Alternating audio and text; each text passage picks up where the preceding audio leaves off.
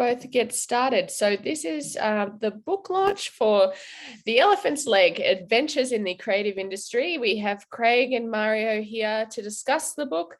I'm going to put the link for the book in the chat. As part of your conference registration and Research Network membership, you do have access to the PDF version of that as well with the Research Network. But I'll put that link in there. Make sure you're logged in because we do get some emails saying I can't access it when people can't log in. But I'll pass it over to both of you to kick things off. Thanks, Tamsin. Thank you. Well, it's feeling a little bit strange here because originally when we had intended to have a book launch, we were hoping to have everyone in at the space, in our physical space here at the University of Newcastle, and probably have a nice general book launch, perhaps even on one of our beaches here in Newcastle. We've got very lovely beaches. It's very sunny here. But no, we're doing the horrible Zoom book launch experience.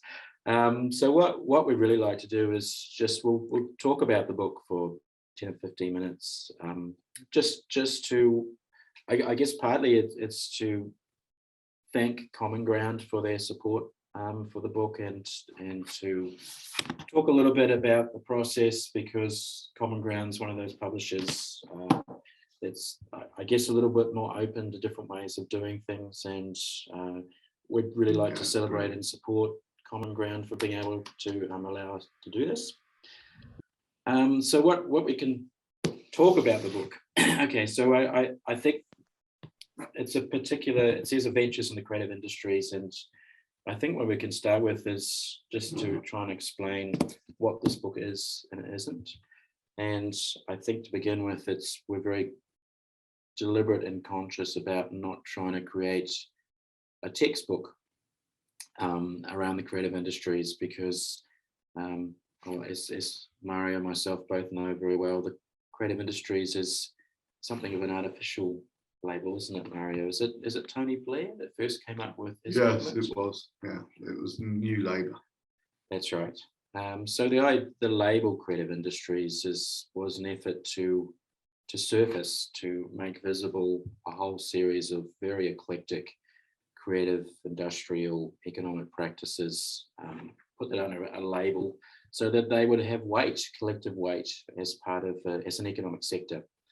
And so we operate within the creative industries. We teach within this umbrella term, and this is a book which is trying to present a variety of perspectives on work, practice, and research within the creative industries, and very deliberately coming from a non-textbook point of view, for a number of reasons. One is that I guess that's hinted at in the title of the book. So The Elephant's Leg, in case you're wondering, there's a very old parable which is meant to have come from, I think, the Indian subcontinent, which goes along with these lines. A number of blind men were holding different parts of an animal and trying to understand, well, what is the nature of this animal? And each of the blind men is holding one part of the animal and insisting that they know the truth because they have hold of a leg or a tail or a trunk or some other part. And we're making pronouncements about what this animal is and what it means. And of course, none of them were right, because they've all got a little part of knowledge, a little part of something, and to try and extrapolate from that, the totality of the whole, is incredibly difficult. And what we've taken from that is it applies beautifully to the creative industries, we think, because everyone within this complex, contradictory field of different kinds of practices are pursuing their own particular kind of truth, their own way of doing things, their own particular institutional, technology, entangled kinds of practice, and trying to make understandings around what does creativity mean, how do we devise things, how do people operate, what are the types of practice and the way in which we define them. And we just decided that to take a textbook approach to this is just too complicated, and you end up reducing everything to quite simplistic theoretical constructs. And we very much want a book that can be meaningful for students coming into this realm and trying to make sense of, what exactly are the creative industries, and how do each of those students make their way through that and make their way through the lived reality of what the creative industries are.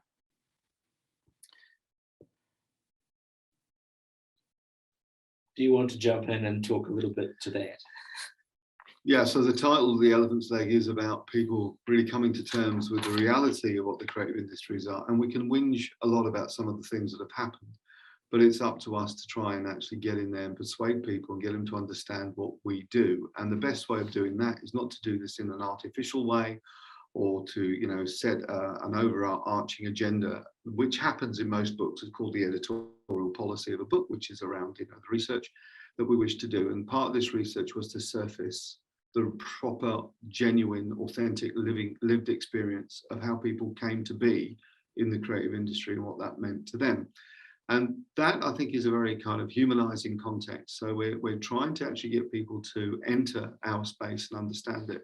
And the consequences of that should be that things like, for instance, those of you from outside of Australia and those of you from within Australia will be reading about Djokovic and the fact that he, has caused a number of issues by basically accepting, to be fair, an invitation to come and play in Australia. Now, they're all very worried because the Australian Open, and I think all politicians now just measure everything on monetary basis, but they don't even do that very well. So the Australian Open is worth 18 million. The music industry, which they have royally rode over, is worth 180 million a year. The creative industries, the reason Blair was so interested in dealing with the creative industries is it dwarfed British steel many times over. If you take the whole of the creative industries as a set of economies and industries in this country, it absolutely dwarfs everything to do with mining.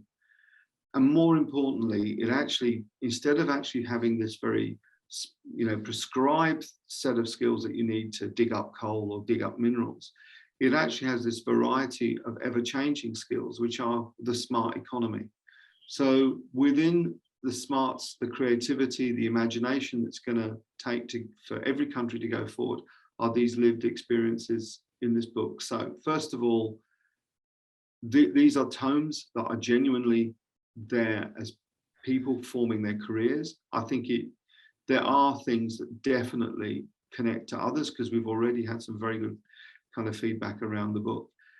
The other thing that's interesting, and this is a great compliment to Common Ground and to the fantastic front cover by Carl Morgan, one of our own fantastic designers and tutors here, is that Common Ground took a bit of a flyer. They allowed us to do all sorts of things here. And what's interesting, and I want Tamsin to close her ears at this point, is how many other publishers are suddenly really interested in us doing the next version of this, which we'll be doing with Common Ground. But it's interesting that actually we talk about disruption and giving people a sense of how they could go forward.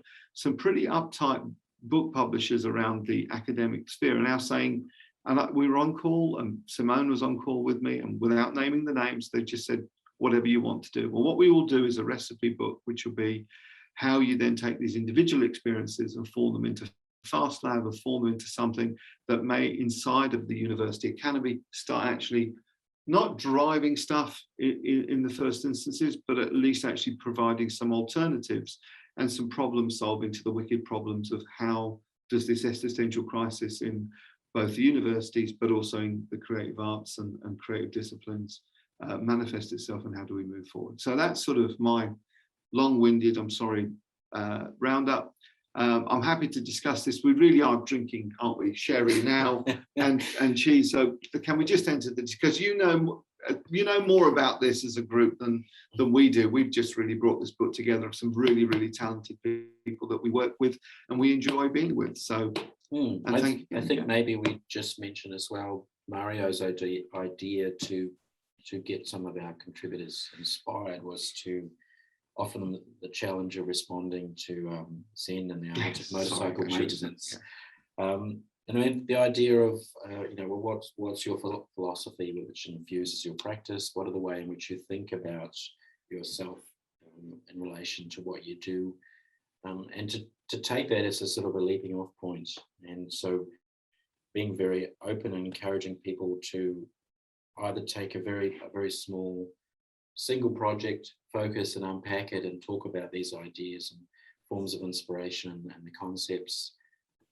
They inspire them as a creative practitioner, as a researcher practitioner, right through to the other end of the spectrum, which I think is Mario's chapter, where he's talking about an entire career and trying to summarize and distill with lots of pictures what it means to be creative and to move inside and outside of the academy and to try and create meaningful work.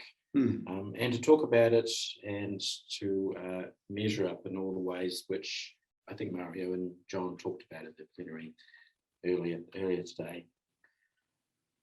Yeah, I think it's interesting. Just quickly, when I was I'd only just left school. I left school quite early, and I worked in industry. I worked as a mechanic and then in engineering and then in a factory. And I bought the book from Heffer's, which is in Cambridge. It's actually an academic and arts bookshop. And I bought it because of the title, because I actually thought it was about motorcycle maintenance, which it kind of is. But I didn't understand who Zen was. I just thought it was a really smart bloke because I wanted to work out how my Japanese motorcycle worked. So it's nice to have an accident, really. I mean, I then read it and I have to say it was stunning. It was a real life-changing moment. And the other thing I think to say is, in my chapter anyway, a lot of the work I did in order to get myself into a frame of mind, I often put on music. I seem to, certainly in that era, play an awful lot of Clash and reggae. But hey, I actually think the arts are, a kind of embrace a synergy of each other. And I'm sure other people have those kind of practices. So yeah, let's just have a quick, if there's any comments or questions. In the chat, Paul's mentioned that anyone interested in the value of the creative industries in Australia, have a look at the PwC's report, which values the Oz music industry at 1.1 billion. So there's a link to the report there for anyone who's interested in having a look. And Wilhelmina, oh, sorry, continue, Craig.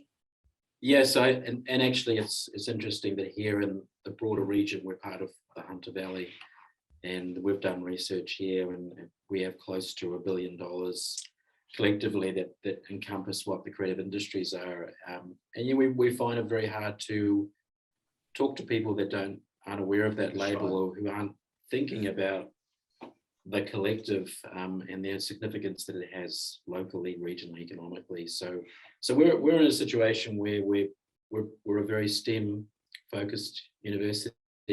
There's a very much a coal industry historical background to this city, and we're trying to introduce and highlight and just surface what the nature of creativity is in this particular environment. So we're using the label creative industries very deliberately, in the same way that Tony Blair was, which is to say, look, there's a lot of this stuff going on, something really significant, but it's really complicated and it's hard to talk about. And so in a way, the book flows into that context of, well, how can we talk about the variety and the messiness and the different scales of activity that are encompassed within this umbrella. And so this particular volume it's quite autobiographical and trying to get people to talk about how they've lived through different parts of the creative industries. But that's a challenge for us to try and convey that to our students, to say, well, what is this?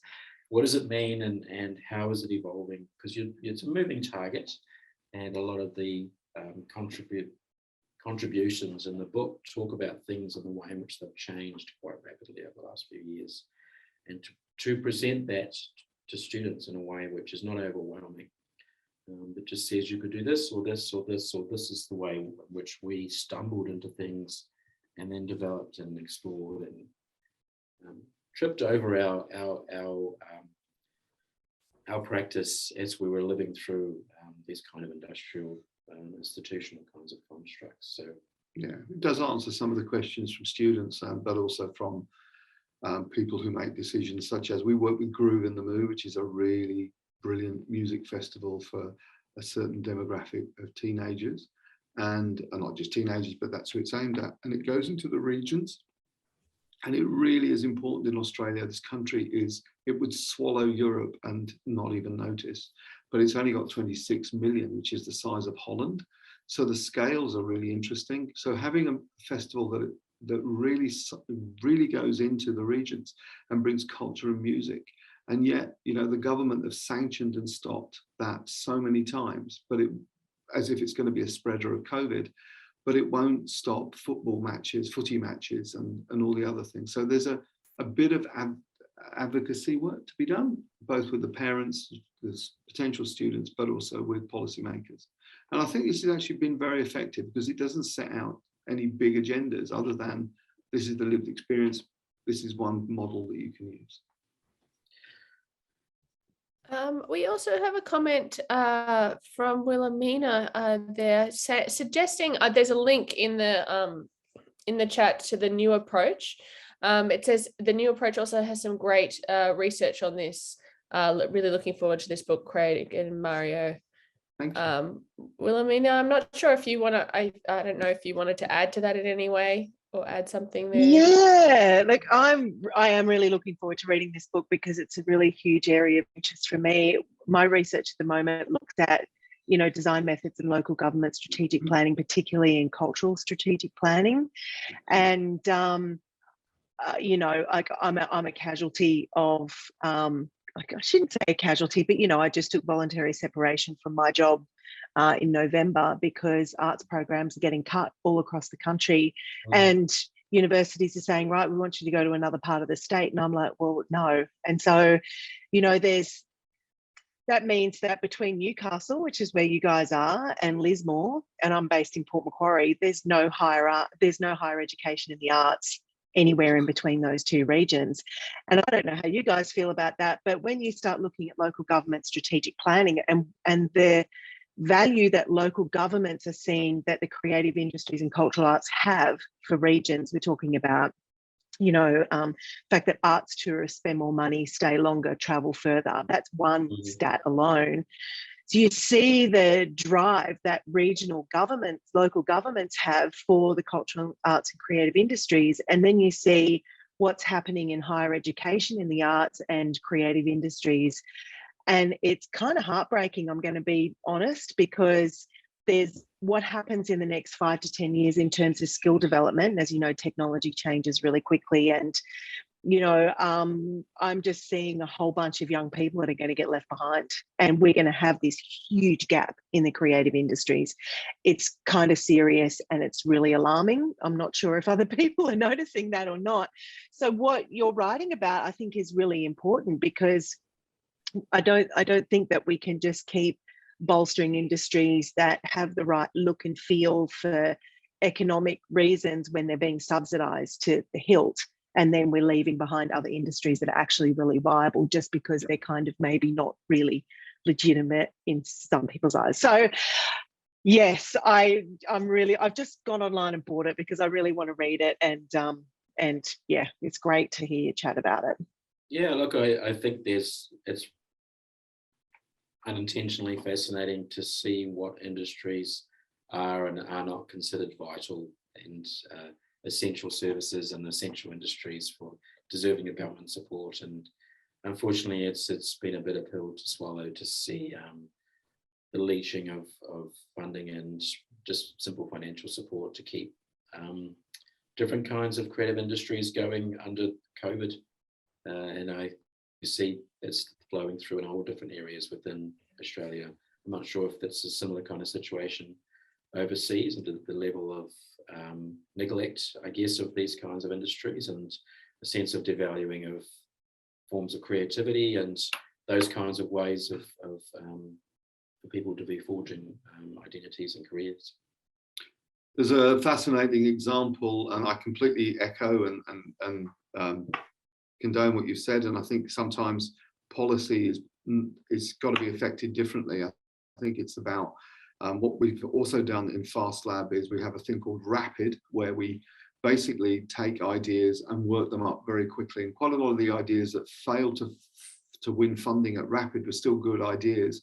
And the people who came in as our partners, basically took them through, including our council, who really have supported us hugely. But if I look back in the past, the council was just like the government. It would support things to do with the usual industries, tried to support stuff around kind of conventional teaching approaches. But the change has been really quite massive in terms of those supports. So I think actually doing things that enable people to join, and some of that is in this book as well. But I think it is a fact that there is some really big challenges for us, but they're not insurmountable. But at the moment, they look pretty grim. And I think the thing that you're right, the skill shortages that will happen will mean for Australia, they will just suck in more imported people. They will bring in, because there will be a recovery. I mean, if you look at the economic history, where there is a downturn, there is a bounce, and there will be a bounce from this. And yes, the things that really engage people are increasingly in this creative space around the world, both in terms of the commercial space and the cultural space. And the example I was going to give is one of the huge mistakes that was made in Britain many, many, many years ago, is to solve a crisis of housing and slums. They cleared all the slums in Scotland, and they created, or part Scotland, and they created something called the Gorbals. Now, the Gorbals is a really fascinating study in what happens when you let a bunch of people are going to do some development and are just going to solve a problem. There's no beauty, there was no culture in that development. It was purely on economics. How do we get the most amount of people into this space? And people were either medicating or self-medicating within months of moving there, because it was grim. And I guess, what I worry about is the world not learning from that and making very similar decisions on a grand scale. So I share your view, I share your experience, but I think there are ways in which we can make some steps. But, we've just got to work together. And we've not been that good at working together. If there was some criticism of our own sector, we have been competitive rather than cooperative, when there really wasn't enough to go around. So it's something I hope we'll face off differently. Yeah, so there's some great conversation here in the chat. Ari has mentioned the local council in Newcastle there is investing in cultural tourism, a $35.6 million project to double the size of the Newcastle Art Gallery. Looks set to receive the green light from the council. Singleton as well, and Singleton are doing the same. Maitland, the people are working with us now, because I guess we've gone out there and done it. We've gone out there and put projects into the space. And I think one of the things we were hoping to be able to show delegates, if they'd been able to come to Newcastle, is we're trying to do a number of interesting and innovative things within this space to work with a number of stakeholders within the local creative ecosystem within the CBD. So actually one of the papers within the conference talks about the Clyde Street precinct, which is an industrial zone here within Newcastle, which has been taken over with a whole bunch of practitioners and people that are different scale practitioner businesses, SMEs, I think, and we've been working together with the university to try and think about individual practices and working with students and having a kind of an informal teaching and learning approach inside and outside the university, so that the council and local SMEs and local creative businesses can be working together to try and have a sense of purpose around building the whole sector. And we had originally, we were thinking of holding one or two events there and taking delegates on tours just to be able to talk through some of that. But you might be able to get a sense of that within the Clyde Street paper that I think Paul Eaglestone and others have within the conference program. You can look for that. That's really good. Yeah. Yeah. Fantastic. I'm still drinking the gin here. Well, Did that's you? it. It's got to go past. Yes, I think that So we much money. might have done our dash. If we don't have alcohol and we don't have cheese and biscuits, Yeah, I Well, know. we'll have encouraged people. How to we go, how we "Hey, get how we gonna get- how we gonna keep you all around without cheese? Just by telling you that this is actually I'm gonna, if you two would just smile, everyone give me a smile. I'll take a nice little shot of us all together for the launch. But I just want to thank everyone for their time today. So you know, we all wish we were there in Newcastle together, being able to celebrate. But I think this is better in one major way is that we can, you know, hear clearly. We're not in a too crowded space, and we can hear what you have to say and listen to what the book's about. And I think everyone's excited to get their copy and log in and read it and download that too. So